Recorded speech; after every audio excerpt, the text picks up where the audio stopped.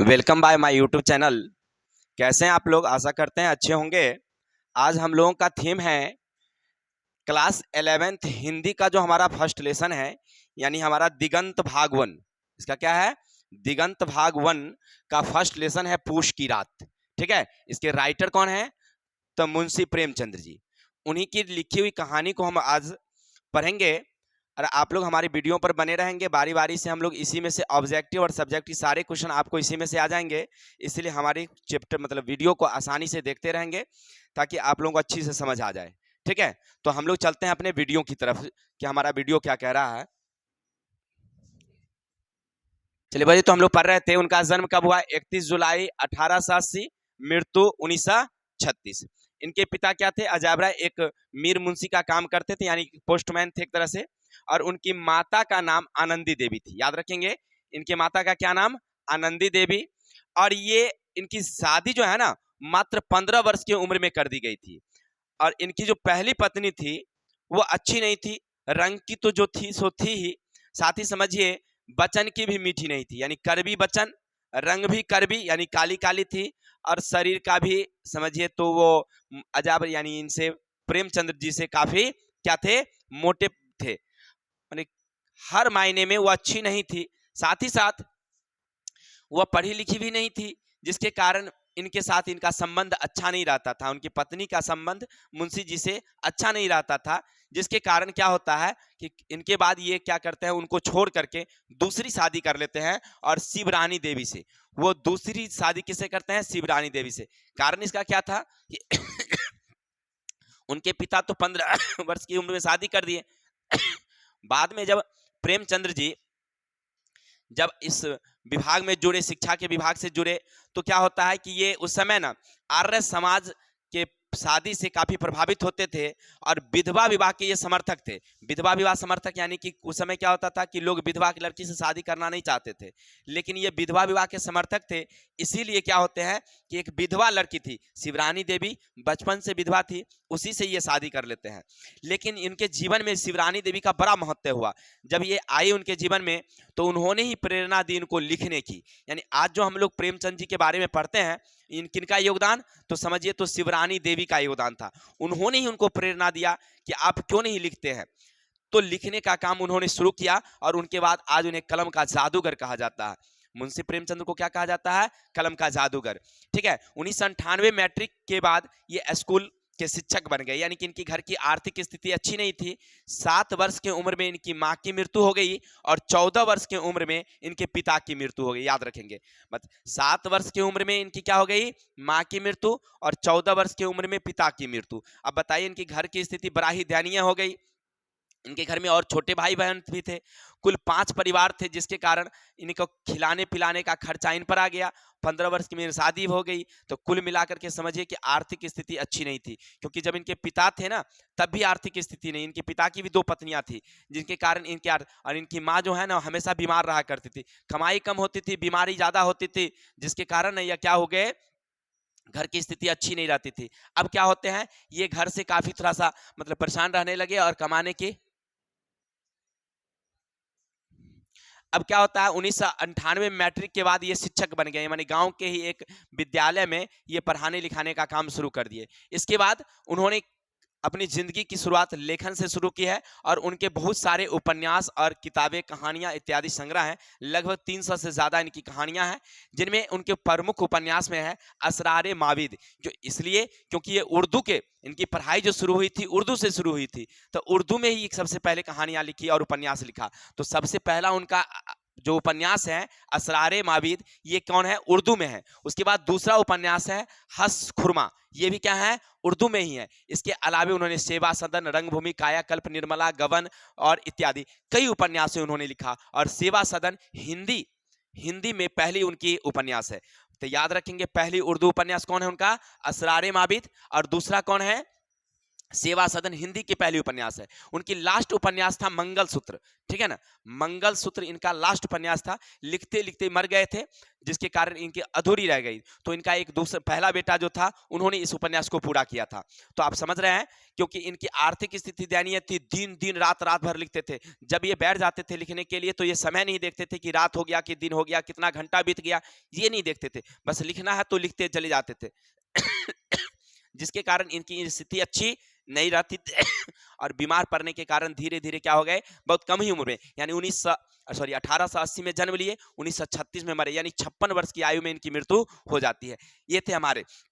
लेकिन इनके जीवन में बहुत सारी घटनाएं घटी। देखिए उनकी कुछ कहानियां हैं, जिन कहानियों में है पंच परमेश्वर, गुल्ली डंडा, दो बैलों की कथा, ईदगाह, कफन इत्यादि। बहुत सारी कहानियां इन्होंने लिखी है, जिनमें याद रखेंगे पंच परमेश्वर सबसे अच्छी कहानी है। इसी तरह से दो बैलों की कथा आपने पढ़ा होगा, ईदगाह कहानी आपने पढ़ा होगा, कफन कहानी आपने पढ़ा होगा। ये सब उनकी प्रमुख कृतियों में से एक है। नाटक भी उन्होंने लिखा, जिनमें संग्राम, करबला, प्रेम की वेदी इत्यादि। उन्होंने कई नाटकें भी लिखी है। याद रखिएगा, आपसे पूछा जाएगा, हो सकता है कि पूछ दे ईदगाह किसकी रचना है, तो प्रेमचंद्र की, ठीक है। चलिए, इनके जीवन की सबसे बड़ी घटना क्या होती है कि ये जब सोजे वतन एक किताब लिखते, कहानी लिखते हैं, सोजे वतन, ठीक है ना, जब ये लिखते हैं तो उनमें ना कुछ उस समय क्योंकि भारत पर अंग्रेजों का शासन था, तो अंग्रेजों के खिलाफ भारतीयों को जगाने के लिए उस कहानी में, किताब में उन्होंने लिख दिया। अब जब ये कहानी वहां पहुंचती है, लोगों के पास पहुंचती है, तो वहां के कलेक्टर को मालूम होता है, जो हमीरपुर के कलेक्टर थे, उसको मालूम होता है कि भाई प्रेमचंद्र ने ये कहानी लिखी है। क्योंकि उस समय इनका नाम ना वो प्रेमचंद्र नहीं लिखते थे, ये लिखते थे नवाब राय, या क्योंकि इनका मूल नाम था अजाब राय, सॉरी, मूल नाम था इनका नवाब राय। नवाब राय के नाम से ही लिखते थे उस समय में।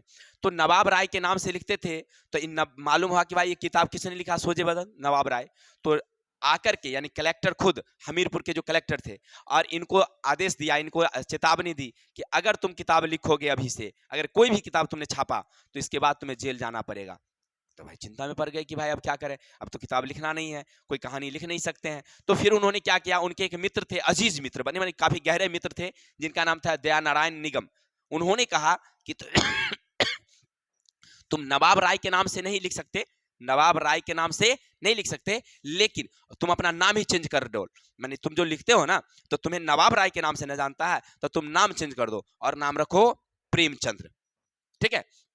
तो उन्होंने अपनी कहानी बाद में प्रेमचंद्र के नाम से रखी, और फिर धीरे धीरे प्रसिद्ध हो गए। इनका याद रखेंगे, मूल नाम था धनपत राय, याद रखेंगे। इनका बचपन का क्या नाम था, धनपत राय। बाद में इनको नवाब राय, और बाद में फिर इनका नाम हो गया प्रेमचंद्र, किनके कहने पर, ठीक है। और इन्हें मुंशी प्रेमचंद्र के नाम से जाना जाता है, क्योंकि ये भी मुंशी का काम करते थे, इसलिए ये मुंशी प्रेमचंद्र। क्लियर। तो इनकी जीवनी आपने समझा, ये जीवनी थी, याद रखेंगे। इनकी जीवनी से आपको कई क्वेश्चन ऑब्जेक्टिव में पूछ सकते हैं, तो ध्यान रखेंगे। इनकी कौन कहानियां हैं, कौन उपन्यास है, ये सब आप अपने पाठ्य पुस्तक से भी संग्रह कर लेंगे, एनी प्रॉब्लम। चलते हैं हम लोग अपने कहानी की तरफ हैं, और हमारा कहानी क्या कहता है इसको देखते हैं। चलिए बाजी, तो हम लोग पढ़ रहे थे अभी तक कि मुंशी प्रेमचंद्र की जीवनी देखे थे, जहां से आपके एग्जाम में 2 से 3 नंबर के क्वेश्चन आ जाते हैं। अब चलते हैं हम लोग कहानी की प्राव की तरफ। कहानी क्या कहती है, याद रखेंगे। कहानी का नाम है पूस की रात। कहानी का क्या नाम है, पूस की रात। इस कहानी के जो मुख्य नायक हैं, जिनका नाम है हल्कू। नाम तो हल्कू है, लेकिन हल्कू है नहीं। हल्कू का मतलब क्या, हल्का, लेकिन हल्का नहीं है, बड़ा भारी है, शरीर का पूरा वजन वाला है, ठीक है ना। नाम ने रखा है हल्कू। देखिए मुंशी प्रेमचंद्र जी गांव से जुड़े थे। इनका घर गांव में हुआ था, लम्ही गांव में। और गांव की जो परंपराएं थी, गांव की जो रीति रिवाज थी, गांव की जो क्रियाकलाप था, इससे ये काफी प्रभावित होते थे। क्योंकि बचपन में ना खेतों में घुमा करते थे, खेतों में जाया करते थे, गांव की स्थिति को ये बड़ा गौर से देखे थे। इसलिए जब भी कहानियां लिखते थे ना, गांव पर लिखते थे, अब बड़ी सटीक लिखते थे। देखिए कहानी क्या कहता है कि नाम उन्होंने रखा है हल्कू। कहानी के नायक का क्या नाम है, हल्कू। लेकिन हल्कू नहीं, बड़ा वजनदार वाला आदमी है, ठीक है ना। उनकी एक पत्नी है जिनका नाम है मुन्नी, यानी हल्कू की जो पत्नी है ना, उनका क्या नाम है, मुन्नी है। और मुन्नी जो है वो मतलब अभी घर में है। जबरा एक उनका कुत्ता है, और लहना एक महाजन है। कहानी शुरू होती है कि मुन्नी क्या करती है, यानी पहला दृश्य है कहानी का, कि जो उनकी पत्नी है, किनकी, कहानी के मुख्य नायक यानी कि हल्कू की पत्नी मुन्नी आंगन में झाड़ू लगा रही है, ठीक है, झाड़ू लगा रही है। और उसी समय पीछे से आता है कौन, हल्कू, और कहता है कि मुन्नी, लहना जो है ना, वह पैसा मांगने आया है, जो उसका ब्याज का पैसा है, बकाया का पैसा है, वह उसे दे दो। लेकिन मुन्नी कहती है कि हम उसे पैसे अभी नहीं देंगे, क्योंकि हमने किसी तरह से मजदूरी करके, मजदूरी का मतलब हुआ कि मजदूरी करके खेतों में किसी यहाँ काम करके हमने मात्र 3 पैसे जमा किए हैं, और पूस की रात आ रही है, यानी कि ठंड आने वाली है, तो फिर कैसे हमारा ठंड गुजरेगा, इसलिए कंबल तो हमें चाहिए ही चाहिए, इसलिए हम अभी पैसे नहीं देंगे। जाओ महाजन को कह दो, यानी लहना को कह दो कि हम पैसे जब हमारी फसल कटेंगे तो हम उनको दे देंगे। वो कहती है, कौन? मुन्नी कहती है अपनी पति यानी कि हल्कू से।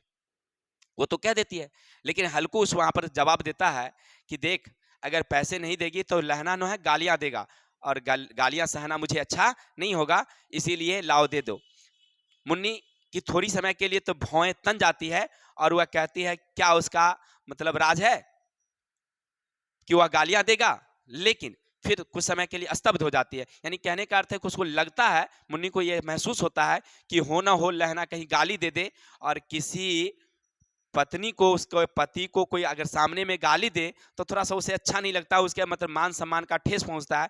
इसीलिए वह क्या करती है, भारी भरकम मतलब मन से, गिरे मन से, उदास मन से, ऐसा लग रहा है कि वो अपना कलेजा निकाल करके दे रही है, वह जाती है और जहां पैसा रखी हुई थी वहां से ला करके और हल्कू को दे देती है, और कहती है कि जाओ दे दो। यानी कहने का अर्थ है कि समझिए कि घर में मात्र ठंड की रात के लिए उन्होंने किसी तरह से 3 पैसे का लिए थे, और 3 पैसे को वह जो है वह कंबल खरीदने के लिए रखी हुई थी, और वो भी अब महाजन को देना पड़ रहा है। तो उसे लगता है कि बारी भारी हम उनके जीवन में कठिनाई है। वो कहती है कि क्यों ऐसी खेती करते हो कि मजदूरी करके लाते हैं, वो भी हमें महाजन को देना पड़ता है, और खेती से तो कोई आमदनी होती ही नहीं है, तो आप ऐसा खेती क्यों करते हैं, क्यों किसी के खेत को लेकर के हम ऐसे करते हैं? नहीं, खेतीबाड़ी, यानी कहने का अर्थ है कि प्रेमचंद्र जी भारतीय किसानों पर उन्होंने गहरी चोट दी है, क्योंकि भारतीय किसानों की स्थिति कभी भी दयनीय पहले भी नहीं थी और आज भी दयनीय ही है।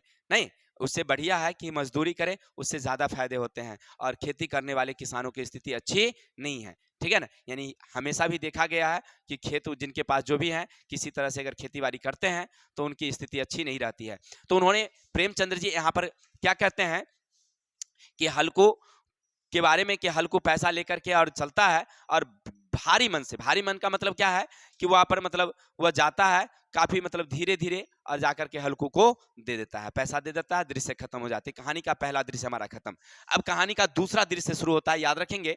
दूसरा दृश्य होती है कि हल्कू को अब गन्ने की उगरवाही, यानी खेती क्या हुआ, किस चीज का, गन्ना का, गन्ना का खेत की उगरवाही करने के लिए वह कहाँ जा रहा है, खेतों पर। रात है, अंधेरी रात, ठंड की रात, काफी करकराती ठंड है, माने ऐसा ठंड कि समझिए कि शरीर के खून जो है ना वो जम गया हो, रक्त जम करके कैसा बन गया हो, बर्फ बन गया, ऐसी उन्हें रात दिखाई पड़ती है। चलता है जैसे, पीछे पीछे उनका कुत्ता जो है जबरा, वो भी चल देता है और वह पहुंचता है खेतों पर।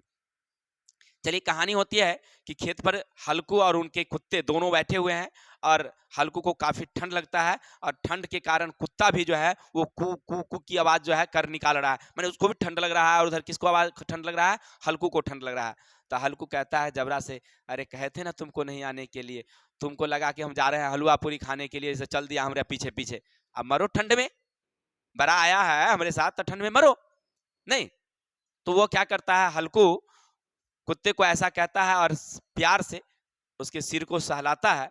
तो कुत्ता को ऐसा एहसास होता है, यानी जबरा, जबरा को एहसास होता है कि शायद हमारे कुकू करने से हमारे मालिक को नींद नहीं आ रही है, वो सो नहीं पा रहा है, इसलिए अपने आप को क्या हो जाता है, कुछ समय के लिए चुप हो जाता है।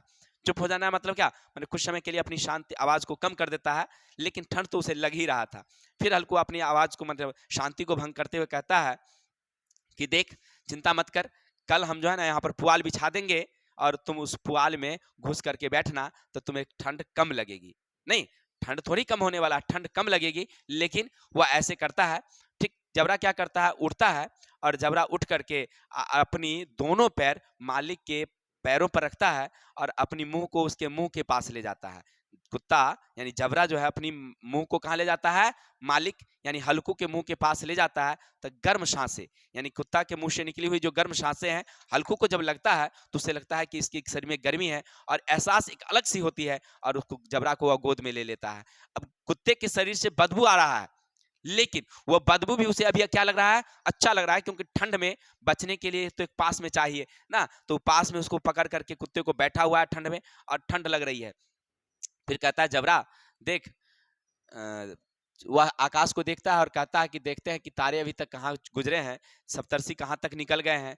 तो देखता है तो लगता है कि अरे भाई अभी तो तारे बहुत समय बाकी हैं, अभी लगता है कि मतलब ये होने वाला नहीं है, रात अभी आधा से भी ज्यादा बाकी है, माने रात अभी खत्म नहीं होने वाली है, काफी ज्यादा होने वाली है। और पता नहीं ये पछुआ हवा कहाँ से ठंड लिए आ रही है, माने शरीर को एकदम ठंडा करते ही जा रहा है।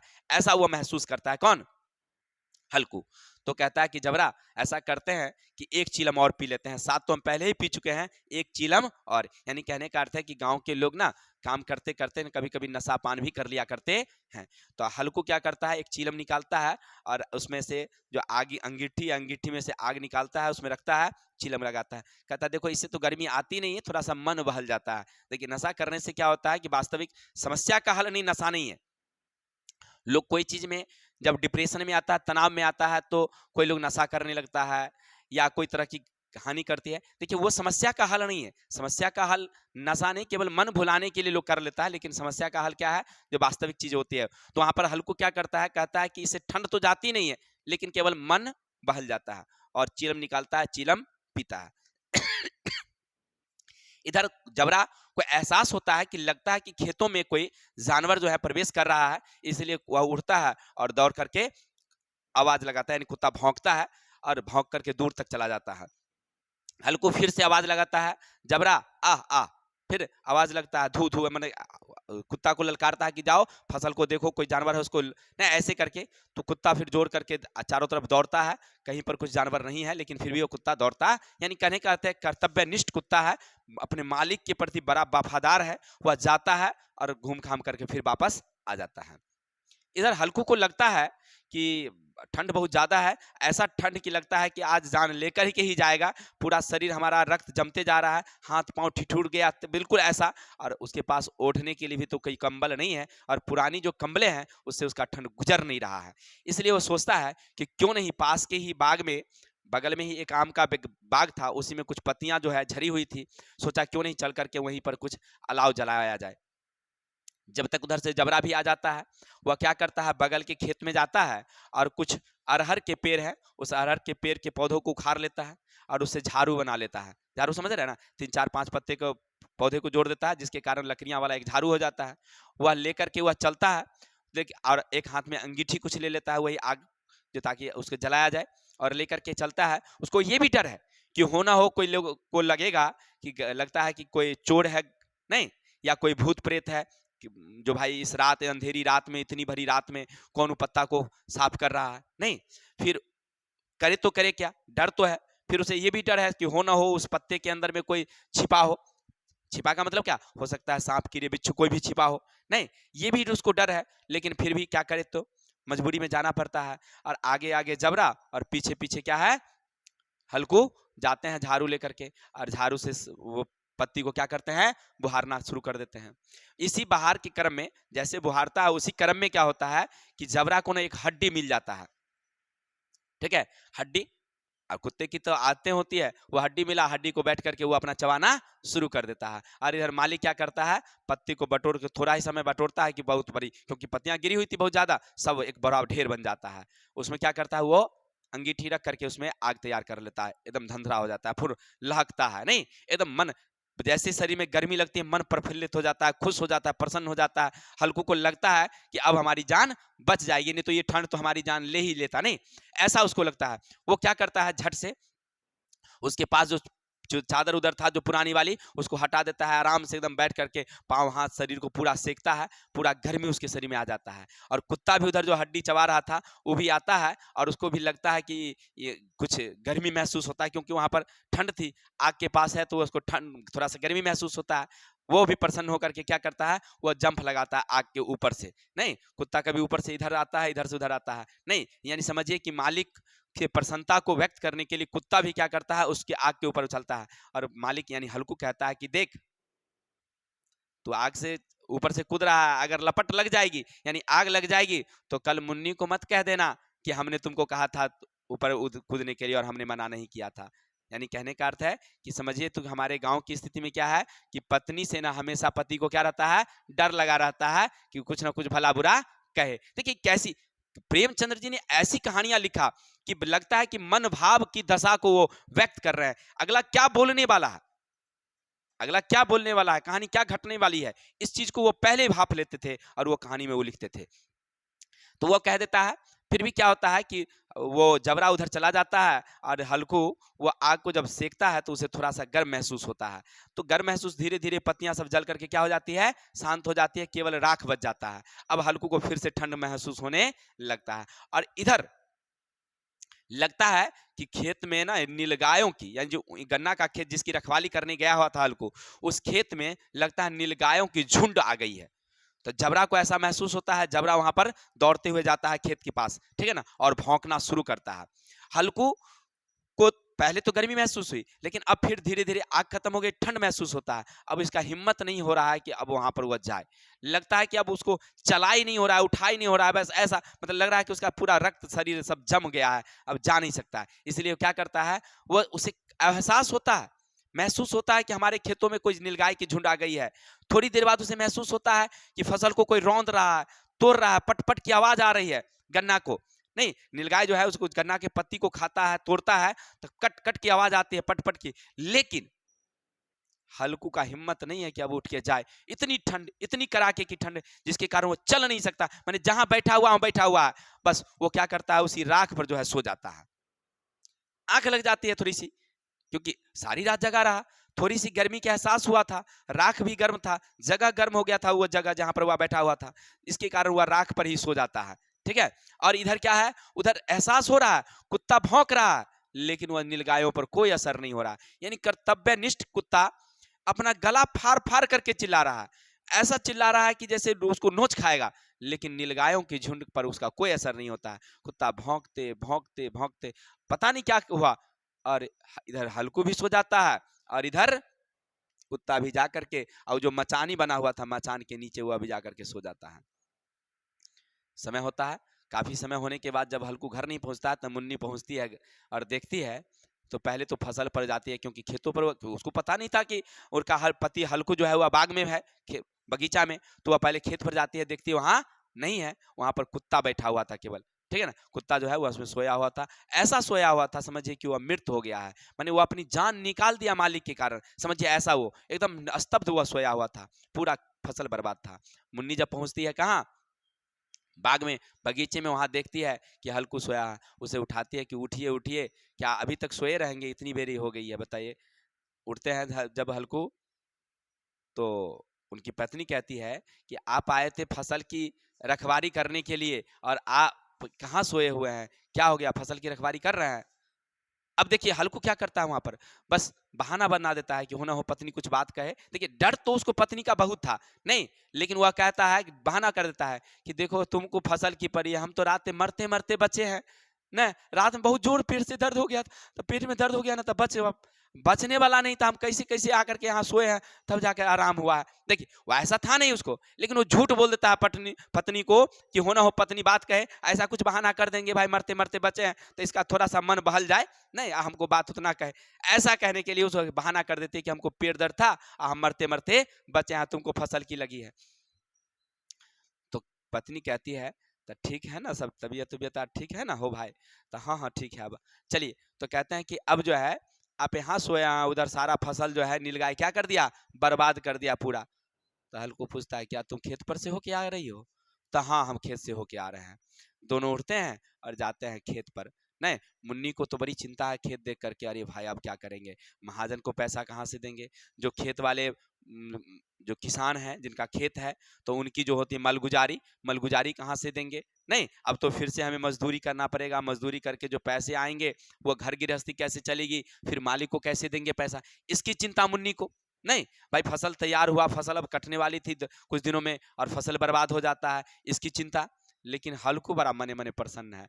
क्यों प्रसन्न है भाई, इसलिए क्योंकि वह सोच रहा है कि कल से ठंड में तो नहीं रहना पड़ेगा, मर जाएंगे कि नहीं, कम में खाएंगे, ठीक है, समझ रहे ना, लेकिन ये ठंड में तो हमें गुजारना नहीं पड़ेगा ना। इसलिए एक गाना निकाला है, देखे ना, कौन, नून रोटी खाएंगे संग ही घरे बिताएंगे। यानी कहने का अर्थ है कि हल्कू समझिए उसी बात को वह सोच रहा है कि हम लोग क्या करेंगे, अब हमें फसल बर्बाद हो गई है तो हमें यहाँ ठहरना नहीं पड़ेगा, तो कहानी का बड़ा ही उन्होंने सटीक, मतलब गांव की जो घटनाएं थी उस पर उन्होंने, प्रेमचंद जी, बड़ी अच्छी लिखा है। कहानी आपने सुना, कहानी से जुड़ी हुई बातें अगले क्वेश्चन में हम लोग देखेंगे। तब तक आप लोग हमारे वीडियो को देखते रहें। अगला पार्ट हमारा वीडियो आएगा जिसमें हम लोग इनके कहानी की जितने भी क्वेश्चन हैं उसको भी हम लोग देखेंगे। तब तक के लिए जय हिंद, जय भारत।